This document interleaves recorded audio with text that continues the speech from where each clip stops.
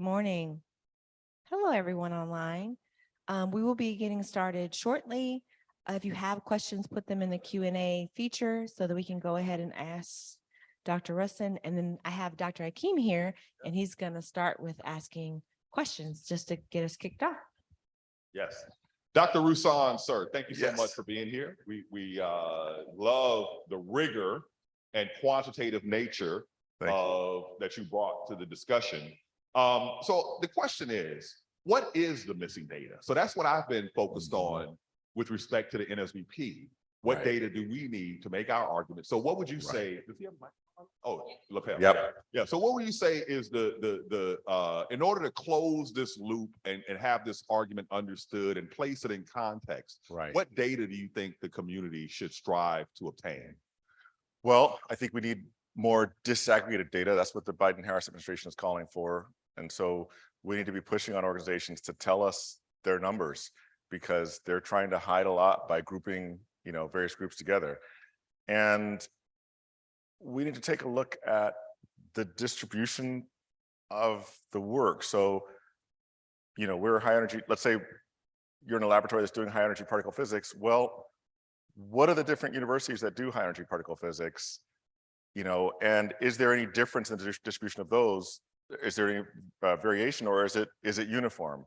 If it's not uniform, why is it we're aligning with certain fields that don't necessarily align with certain populations, because different departments can have different specialties, right? So I think we need data on what's happening at the different institutions that we're recruiting from. An interesting thing that you mentioned, that it brought to mind Keith Jackson's paper from 2002. And one of the things that he pointed out is that if you look at where African Americans were in DOE national labs, they were concentrated at Lawrence Livermore. And the reason why was Kennedy Reed was there and he was hiring. Nice. Right. Nice. And so I guess that is, Yes. another variable. Sure. Yeah. Yes, you get clustering. I mean, to some extent, diversity begets diversity. I didn't have them in my talk, but I've got a few pictures of my research group last summer. And largely because of this Sustainable Research Pathways program, I had the two Hispanic people from Northern New Mexico College, one African American PhD student. I also had a Black high school student in my group, right? I don't think this group had ever seen this much diversity, right? Right. I'm not sure any group at the lab had. So I do think that diversity begets diversity. Right, right. Yeah, my research group at Florida Tech was exactly the same way. Yeah. It was sort of like for the outcasts, Yeah. right? So the gay kids came to my group, the minority kids came to my group, and the country kids, Nice. right, came to my group. Yeah. I've got a student working with me right now, rock star student from the UK, Bournemouth University. He's a white male. He's from a rural area, right? Yeah. Didn't come from a background where he was necessarily encouraged to go to college. Almost didn't make it through college. Fortunately, his girlfriend was able to convince him to get back after he dropped out for a while.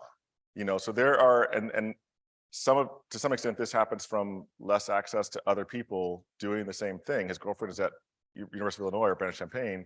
Having someone who's at a university, great university herself, helps keep you on track for what you're doing. Right. So there's so many different populations that we need to reach that we're not reaching, not just the protected classes necessarily. Right. When you talk about intersectionality, one of the things that is always obvious to me is, so I do science television, and I always tell people, how often have you seen a TV scientist have a deep Southern accent? Right. Yeah. Right. That's not an intersection. British accent, you're intelligent. Southern accent, you're dumb. Right. Right. Yeah. Exactly. That's the shallow perception of it. Yeah. Do we have any? Yeah. So all right. If y'all don't want to hear, y'all want to keep hearing me talk. So yeah. So I was in this position yesterday that you're in today. Oh, nice. And so I had Good.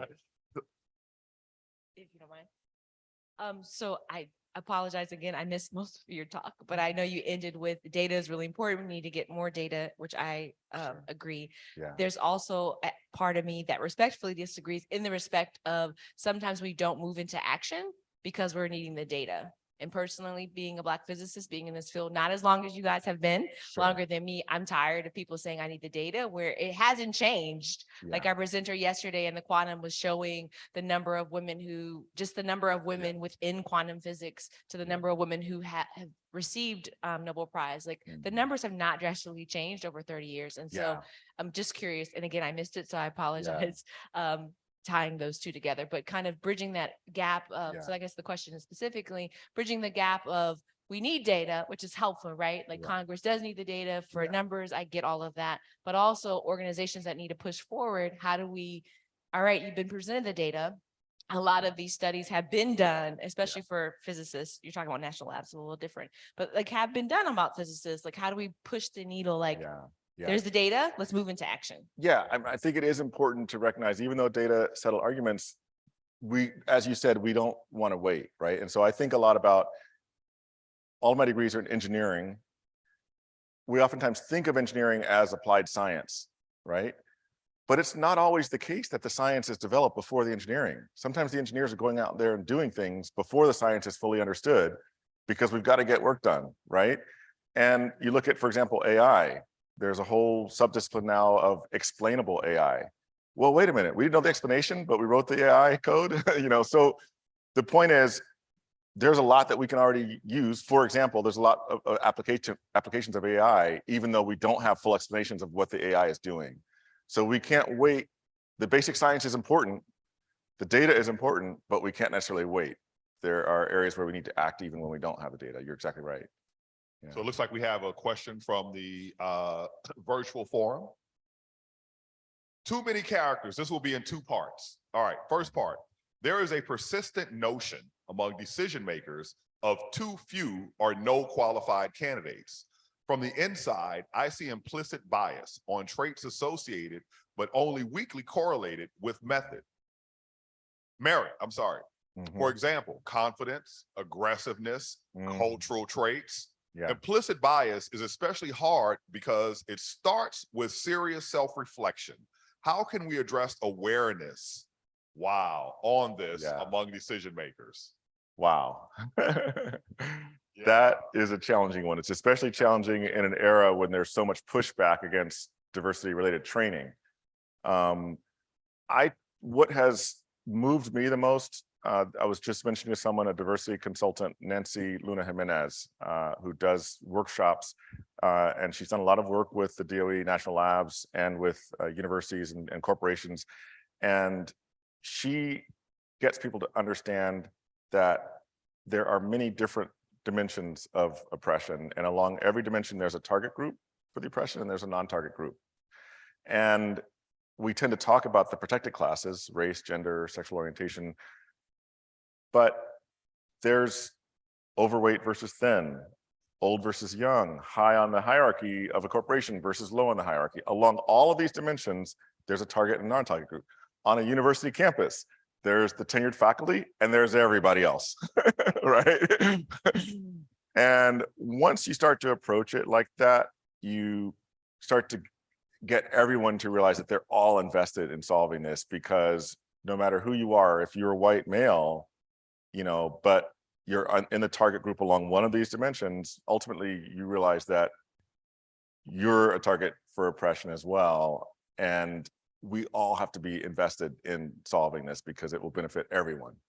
It's funny you mentioned that. So my very first graduate student was this, white dude, right? And he was short of stature, and he was already a professional. He was working at one of the big, technical companies in Huntsville, Alabama. And, he was, right leaning, all right, conservative leaning. And he sort of like said something about, discrimination not being as bad as, we make it out to be, or maybe, we shouldn't focus on it or something like that. Yeah. And I said to him, I was like, no, man, it's really real. That's my experience. And he goes, well, listen, I'm a short guy, and it's totally, and he goes through these elements of what that has meant in his life. And I said to him, I was like, yeah, you're absolutely right. Exactly. And he seemed shocked that I would recognize that. Like, it makes the fact of being, there's so many subtle things, I have a deep voice, you know, I'm Right. tall, you know, things Right. like that, Yeah. that you don't think would matter, but Yeah. they absolutely do matter. Like if you look at Yes. CEO heights on average, right? They're tall on average, Yeah. right? And yeah. And so, I mean, I saw that study somewhere years ago.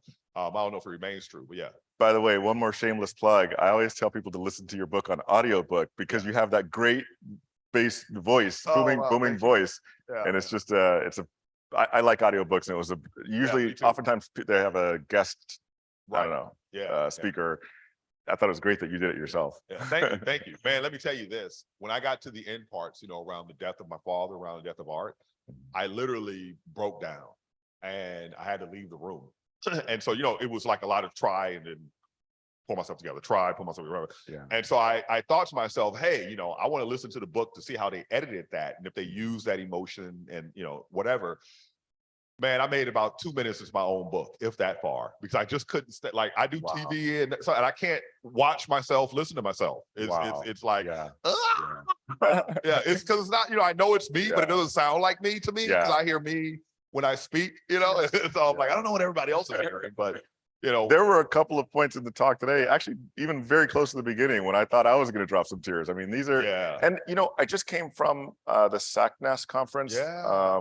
Sadly, I don't remember what it stands for, but okay, you can help me out. Society of Chicano, Native American Insight. Excellent. Okay. So a lot of Hispanics, a lot of Black people there, Native Americans, and a big conference focused on diversity in STEM fields. And I lost my train of thought. I'm 55. I have these senior moments occasionally. What was your last comment right before I said that? I do the exact same thing to people all the time. So I was talking to, oh my God.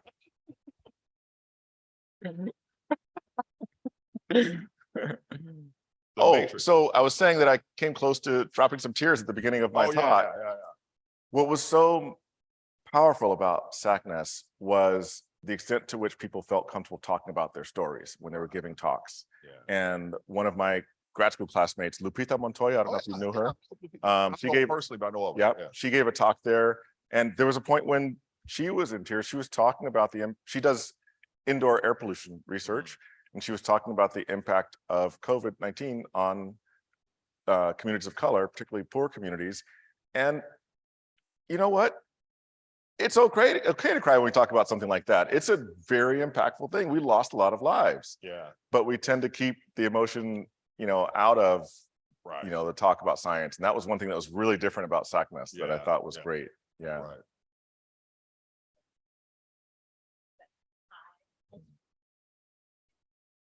That emotion for me is giving permission to others. Right.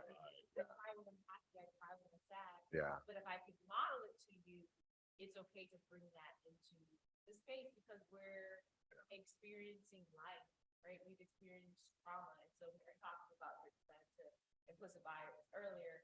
I'm thinking about like the effect that it has on us, like emotionally, right? Yeah. So when we're not making places inclusive and I'm constantly the only one, like there's racial battle fatigue that I'm feeling being in those places. Yeah. That is literally studies that have been done, like the effect on our personal, not just mental, like our physical. Yeah. Yeah. Well, the good news is, you know, what doesn't kill us makes us stronger.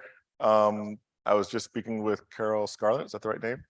And she was talking about data showing that once you subtract out poverty and account for poverty, the group that is most disproportionately represented amongst octogenarians happens to be Black males. And the thing is, if you can make it through this cauldron that we call America as a Black male, you know, it means that you're strong. You've got some staying power, right? So yes, it definitely saps our energy, you know, to deal with the things that we have to deal with, but it makes us stronger. Are you guys familiar with this? There is a online, you can take this exam and it relates childhood trauma to health outcomes. And so when I was doing my book with Josh Horowitz, Josh, you know, his father was a neuroscientist. So he informed me about this, like, dude, you are one fucking resilient human being. Yeah. And I'm like, yeah, whatever, dude. I'm just trying to make it, right? And he's like, no, take this exam. And when you look at the exam, it's a set of questions, and the scoring, it's low numbers, 0, 1, 2, 3, 4, 5, 7, 8, 9, 10 type of scoring, right?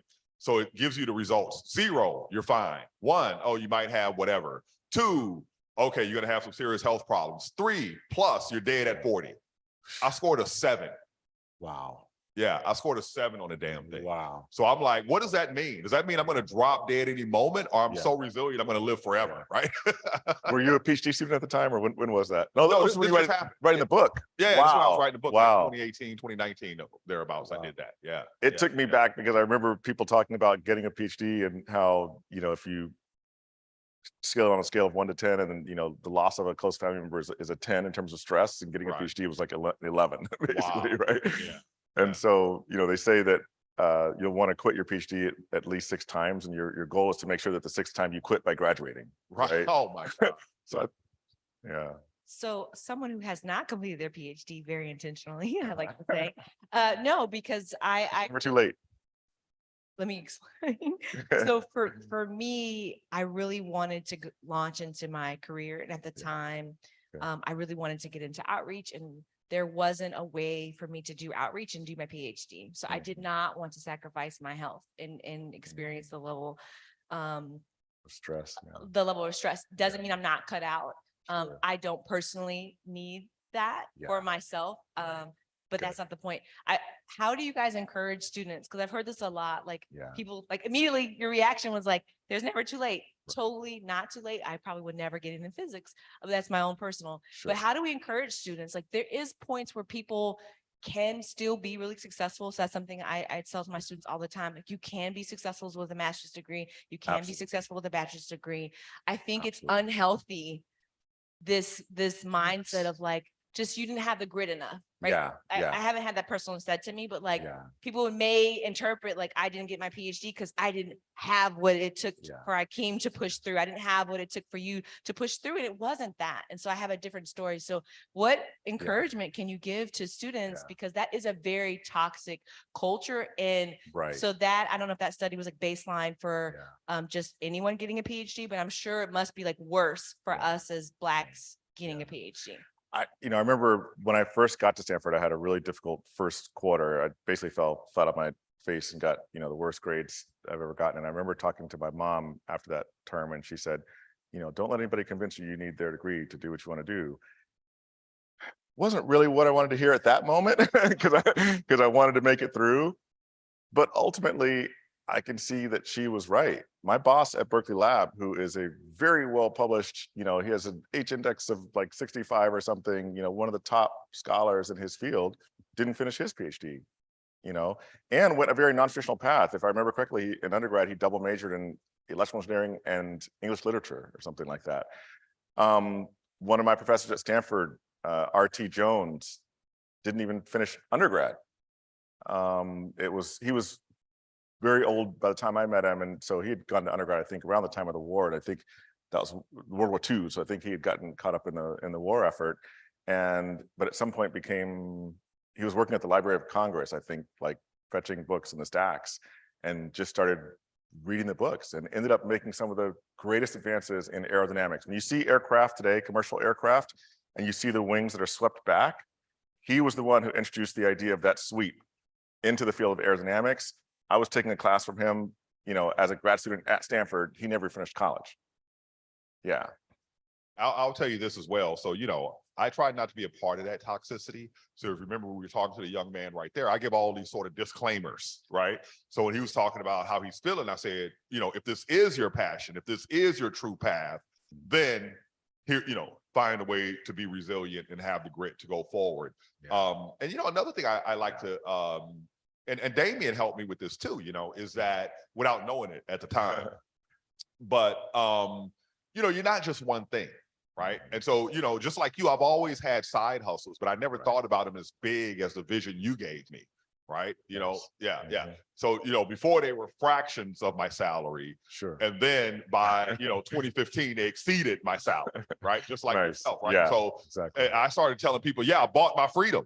Right. I can still do the stuff I love to do. Yes. But I do it differently because I'm not, Yeah. scared. I'm not reliant. Yeah. I'll say, I'm not doing that you want me to do Yeah. because it's a waste of my time.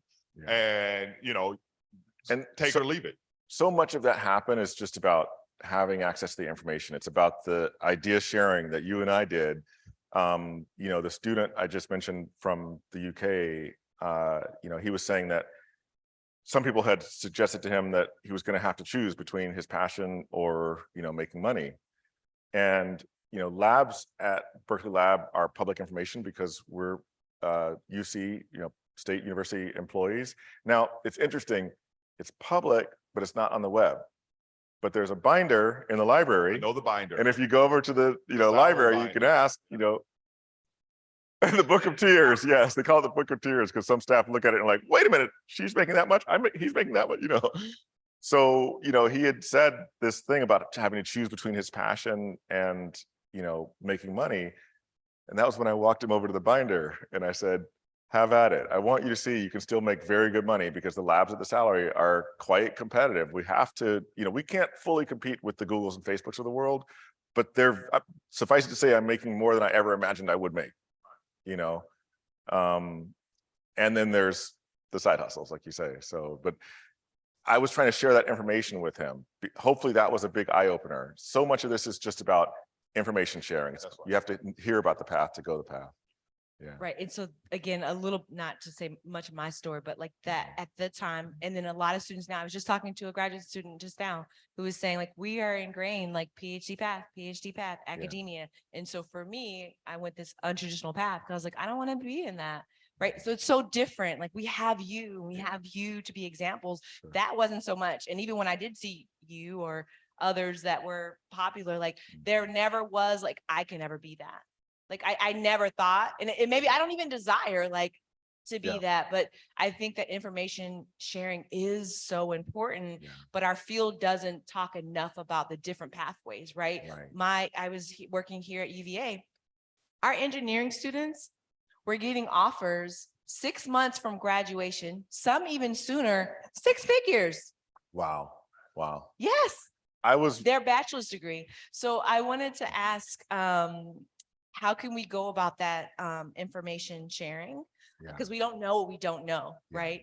So how would you suggest that students can go about that? I just do it every chance I get. When I was at SACNAS, Kelly Johnson in our talent acquisition office was the one who set me up to go there. I'm now a lab ambassador going out on behalf of the lab. And I was standing at a booth talking to 2 students. It was a Black student and a Hispanic student who were undergrads. And we spent a good 30 minutes talking. It started off talking science and the lab. Before we were done, we had touched on real estate and finance. I mean, I share it with anyone I can. Excuse me. You told me about the real estate. Right. Let's talk about it online. But I was at Argonne National Lab a couple of weeks ago, and a researcher there who's now going to be my division director at Berkeley Lab, Stefan Wild, he wanted me to meet his postdoc, who's a Black student.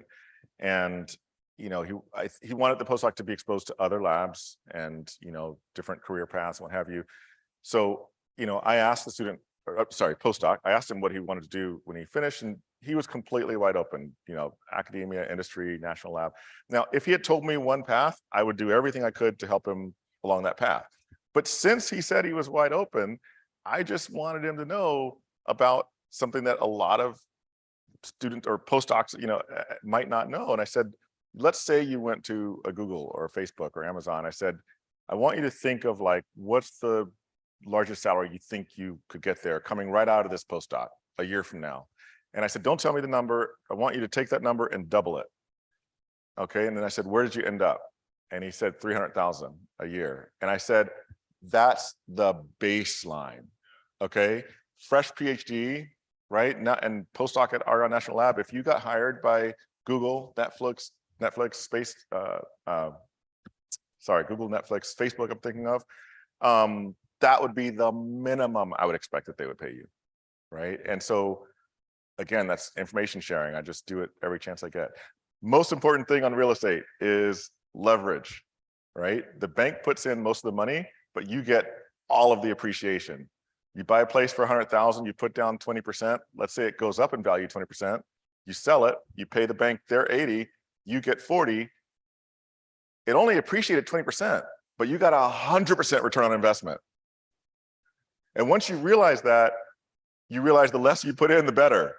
When I first realized this, it was because of a book I read, Rich Dad, Poor Dad, and I called up, and at the time, I didn't have very much money. This is when I was teaching at public college in Harlem, living in an apartment with no furniture. I was sleeping on a mattress on the floor. And I called up Wells Fargo. Someone had connected me with this banker. And the very first thing I said was, I want to get into real estate investment. I want to buy something and I want to put as little of my own money in it as possible. And then I just waited for the click. And instead he said, of course you do. Right? He understood it. He knows what this is about. Leverage is the power of real estate. So I'll tell you this. So one of the people I had a bromance with this year is the chairman of Warren Buffett's real estate company. So he read my book, and he loves the underdog story. He gave me the best introduction I've ever received. So I did San Diego, I did Boston for them, and as keynote. And so he goes, let me tell you, you guys know the Rocky story? And he's like, talks about Rocky the movie. And he goes, well, what's a better story than a Rocky story? The Sylvester Stallone story. And he tells the story of Sylvester Stallone, how he became a writer and finally got, and how he did the deal. And then finally, after telling all this story, he goes, and what's a better story than the Sylvester Stallone story? This guy's story, and he brings me up. So at the second one, I was like, okay, when we're sitting around the table, just me, him, and the CEO, this woman, I'm like, all right, guys, for the first time in my life, I got a big chunk of cash, and the market is, I'm scared of the market. Yeah. What, in real estate, what do I do? And they were like adamant, do not buy anything right now. And even after I left, he sent me another text. Akeem, listen to me, man. Right now, there's a season for everything. Right now is the season to accumulate. Just accumulate your cash. Do not buy real estate right now. Okay. So I imagine they might have been saying that because the market was overheated, right. So what happened was when the pandemic hit, everybody figured out they could work from home, so they could work from anywhere. A lot of people who were in the city renting but couldn't afford to buy in the city moved out of the city so they could buy. So there was a lot of demand on real estate. San Francisco and New York actually were the two places where real estate went down, the value went down. Everywhere else, so right now I only have one investment property. It's a house in Dillon Beach, which is about an hour and a half north of San Francisco. Prices went through the roof there because everybody could work from the beach now, right? So the book I mentioned, Rich Dad, Poor Dad, and so one of the things he says is there are deals in every market, right? When I made my first, what I would consider big investment, it was a multi-unit property in Washington Heights, just north of Harlem. And I got a 3-unit house that had been converted into a 3-unit property. And I got it for $525. And this was 2004, roughly. And even then, so Washington Heights is in Manhattan. There's a lot of folks who use Manhattan to only talk about south of Harlem, basically. But if you haven't left the island, you're in Manhattan. Washington, even then, people were shocked that I could get something for that price. Now, the issue with that was it had problems. But fortunately, none of the problems were physical. It looked fine. It mainly had a big legal problem because a previous owner had converted it from a single room occupancy, SRO, boarding house, into this nice 3-unit, 3-family building, but they hadn't gotten the certificate of occupancy. So it wasn't legal. So, in that book, he says, when you've learned to solve problems, that's when you'll be good at this game. One of the things also is that we all have different assets. Some people have a lot of money, some people have a lot of time. When we're younger and maybe don't have, kids to raise, a family, a job and side hustles, what have you, we don't have all that stuff. We have more time. I was willing to invest the time to get that property legal. A lot of people wouldn't touch it. 2.5 years later, I sold it for $750. So almost a 50% return on investment. Well, actually more than that, 50% appreciation, but I only put in about 100, 125 on that. So I doubled my money. I'm sure we could continue this Sorry. conversation. People are still online, but if you have final, do you want to say something and then we No, can, I just want to plug my brain in your brain and download the information. yeah, same. I was thinking the same thing. I was like, I'm gonna get all of that. So do you have closing thoughts for our virtual participants? Before we log out. Thank you for coming. You're in the right place. This kind of conference makes such a difference, and hopefully this keeps you in the field and motivated to achieve great things. This is where it's at. Thank you so much for your time. Thank you, doctor. All right. The enjoyable time to have in Charlottesville. We had a organizational meeting. We had dinner. We had a